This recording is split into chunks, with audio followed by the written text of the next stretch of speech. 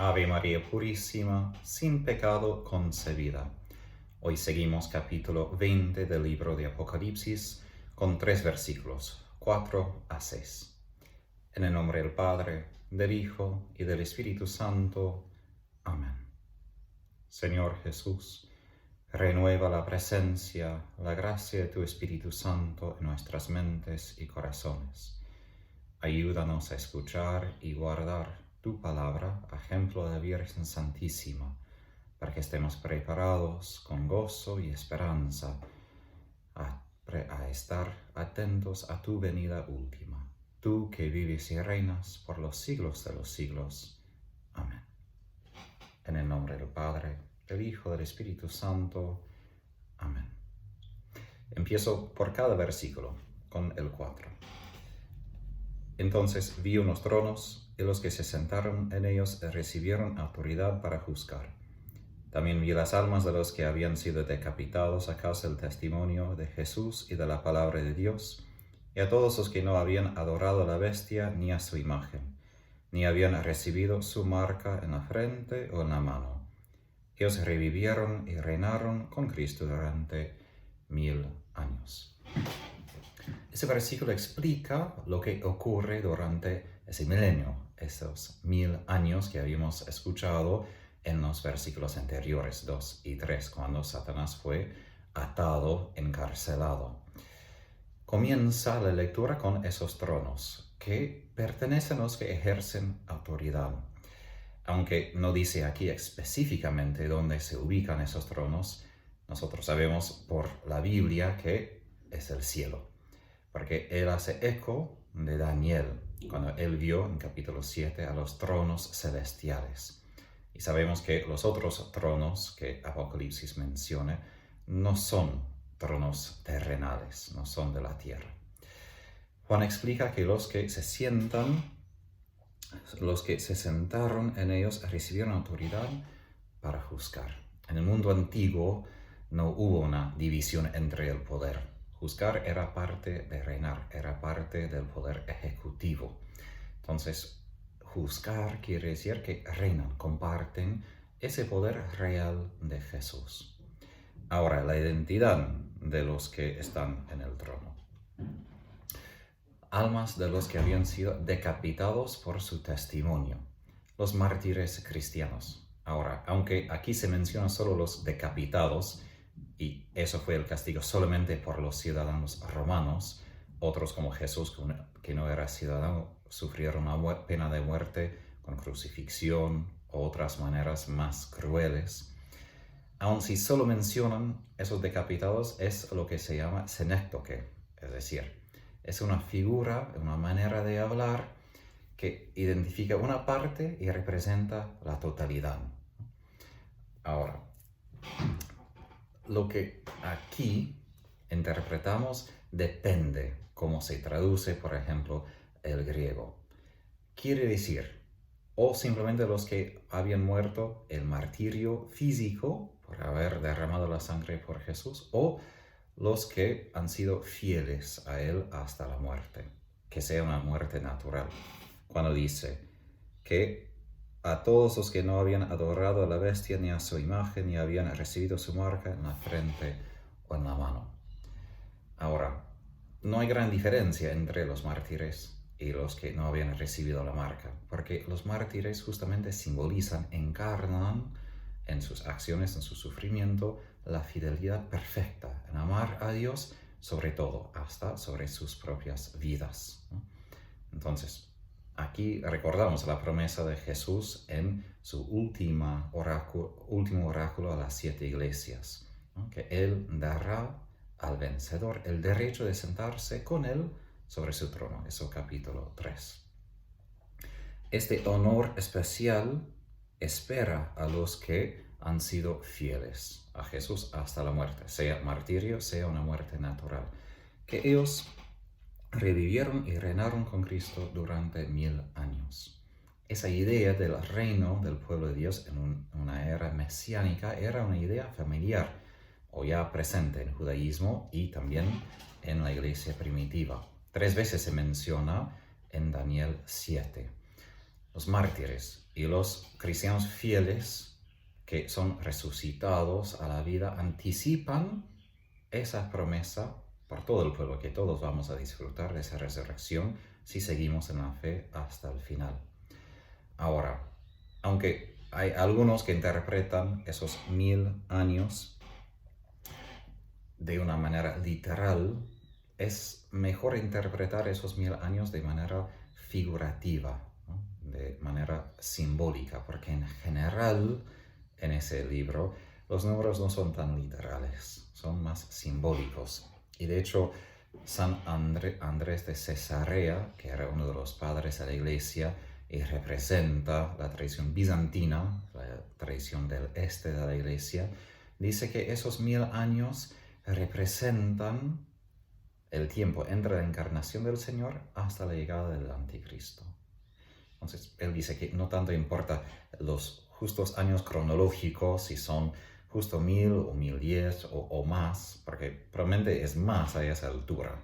Han pasado 2000 años desde que Jesús se encarnó, pero representa justamente que el cautiverio de Satanás es mucho más largo que su capacidad del fin de los tiempos a causar más problemas para llevar esta última batalla, ¿no? Entonces aquí quedamos con esa interpretación simbólica que representa todos esos años transcurridos desde la encarnación de la Iglesia, que vive con fidelidad su fe hasta que Satanás sale otra vez por la pérdida de la fe, por la apostasía, que la Iglesia sabe que ocurre al fin de los tiempos.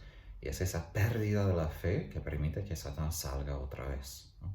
A causa del pecado humano, porque es justamente el pecado de Adán y Eva, su pérdida de la fe, su confianza en Dios, que permite que Satanás tome dominio otra vez sobre el mundo, ¿no?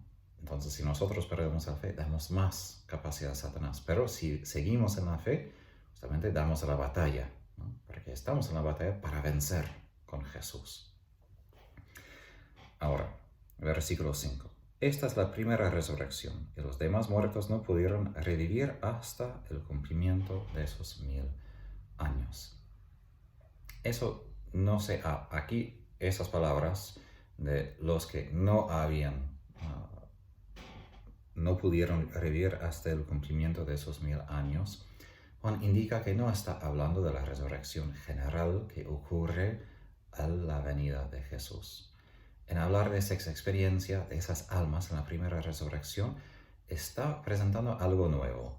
Y aquí mismo es el único lugar en toda la Biblia que ocurre, ¿no? San Agustín intentó entender esa primera resurrección a la luz de Juan 5, de que es un pasaje simbólico, sacramental, de la muerte a la vida a través del bautismo. Es decir, la primera resurrección es el cambio de la muerte espiritual a la vida espiritual que ocurre en el bautismo. Pero si volvemos en ese versículo 4, vemos que eso refiere a los que habían sido decapitados, ¿no? Los que habían muerto. Entonces no refiere simplemente a los que son vivos, ¿no? Y se convierten. Entonces la solución más directa es que la primera resurrección refiere a la vida con Cristo que tienen los santos, los que han muerto en vida de gracia y ahora reinan con Él en la primera resurrección, es decir, esta vida eterna, pero aún sin su cuerpo. Porque sabemos, cuando Jesús vuelve, que resucitaremos con nuestro cuerpo.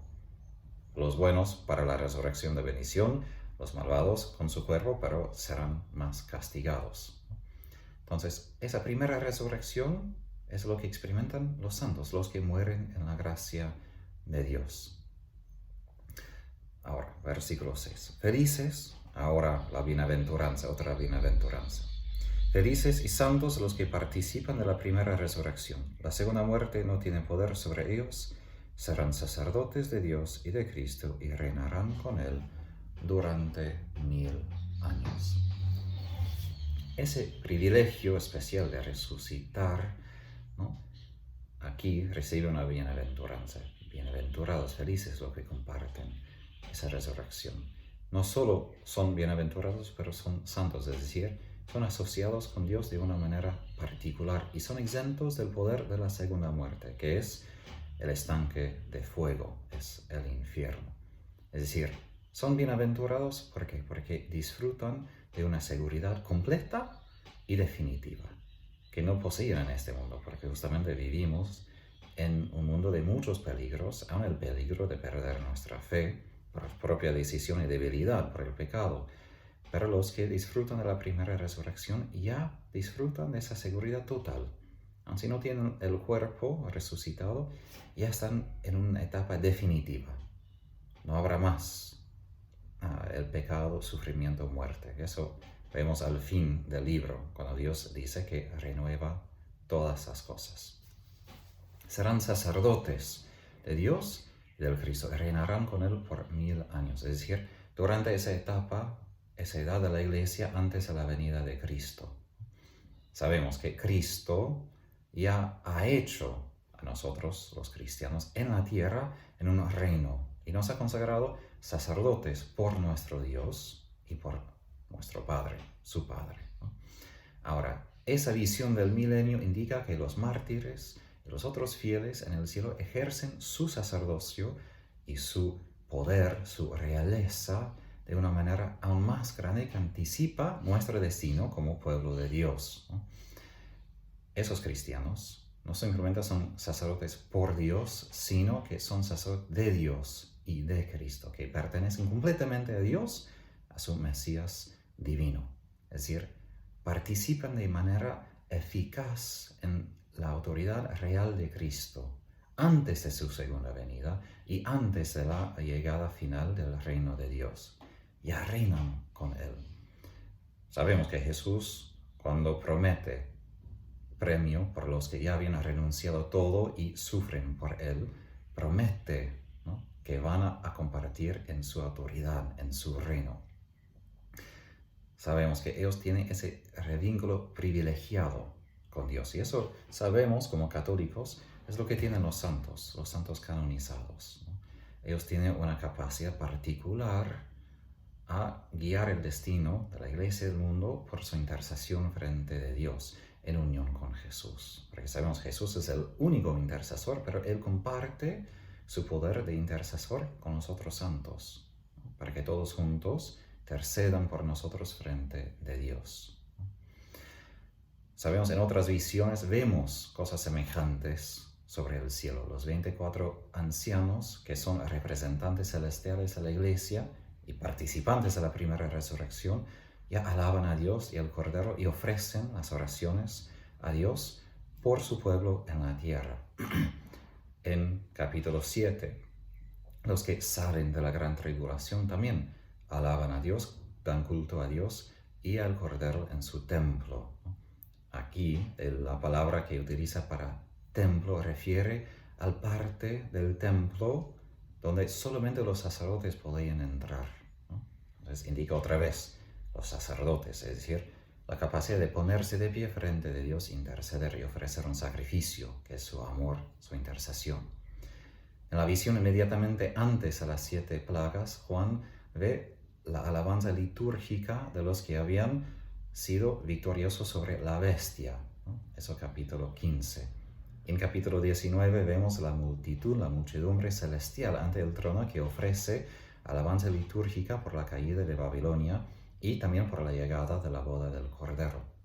Todos esos textos en todo ese libro indican el papel, el rol sacerdotal y real de los mártires y los santos durante ese tiempo, esos 1000 años antes de la segunda venida, antes de la llegada definitiva del reino de Dios. Ellos tienen una participación completa, sin restricciones, inmediata, en alabanza, culto de Dios frente de su trono. Y de ahí, de esa posición, interceden por nosotros, la iglesia, por el mundo, para guiar el destino de la historia humana. Es decir, reinar con Cristo quiere decir interceder con Él y así guiar la historia humana. Lo que más implica ese reinado de los santos con Jesús no sabemos en ese tiempo, ¿no? Solo sabemos eso es la esencia de lo que hacen después de la muerte. Ahora, algunos resultados por nosotros. Primero, eso es el fundamento bíblico de la razón que nosotros invocamos los santos, que están conscientes de nuestras dificultades, que interceden por nosotros frente a Dios Padre. Por eso los invocamos, ¿no? Tiene un poder eficaz con Jesús y Dios quiere concedernos ciertas gracias solamente a través de ellos. Por eso hay que pedir, porque podemos pedir a Jesús, pero quizás su voluntad es pedir justamente a través de sus santos porque comparten de manera real en su poder sobre el mundo, sobre los eventos, sobre lo que pasa, sobre la iglesia. Eso vemos con las reliquias, que al tener las reliquias pedir su intercesión, enfermedades se sanan, otras cosas ocurren, ¿no? Manifiesta ese poder eficaz. Segundo, la bienaventuranza. Debemos aspirar a esa primera resurrección. Aun si todavía la segunda resurrección queda un poco lejos hasta que Jesús vuelve, todo nuestro empeño, nuestro anhelo debe ser puesto en esto, de que podamos resucitar en la primera resurrección, ir al cielo. Eso implica que ya seamos santos aquí en la tierra, ¿no? Que nuestro empeño, nuestro deseo es que seamos santos y que lo tengamos claro. Escuché un podcast recientemente que habló de San Maximiliano Kolbe, que él tenía el propósito escrito en su día de ordenación, de que él quería ser santo y gran santo. Y eso no es soberbia ni orgullo, eso es lo que justo el Espíritu quiere hacer con todos nosotros y debemos tenerlo claro. Eso es nuestra meta, ser santos y de verdad, santos grandes. Y tercer punto, de rezar por los difuntos. Sabemos que no todos los que mueren, aun en vida de gracia, van inmediatamente al cielo. Sabemos que el purgatorio también existe. Entonces, la iglesia triunfante, la iglesia que sufre y la iglesia militante, nosotros, tenemos la obligación de interceder por los que todavía sufren en purgatorio para que puedan ser purificados y compartir esa primera resurrección. Podemos hacerlo a través de misas, a través de oraciones, a través de ayuno, y eso también anima a nosotros a recordar que nuestra aspiración es ir al cielo, la primera resurrección. El purgatorio es nuestro último rescate, pero no debemos apuntar al purgatorio, sino apuntar a la primera resurrección. Eso es lo que queremos, somos llamados a ser santos. El Señor en su misericordia se ocupa si no logramos la meta. Pero no debemos apuntar al purgatorio porque no hay otro rescate después de eso, solo hay infierno, ¿no? Y justamente la primera resurrección nos asegura que no nos tocará la segunda muerte. Es lo que más debemos temer, estar aislados, separados de Dios, de Cristo por toda la eternidad. Que el Espíritu inspire en nosotros ese deseo de compartir el reino de Cristo, ya desde ahora.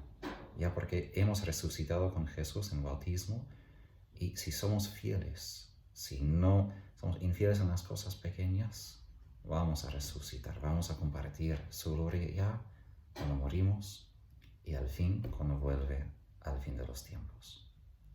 Por la intercesión de la Virgen Santísima, que Dios les bendiga y guarde, en nombre del Padre, del Hijo, del Espíritu Santo. Amén.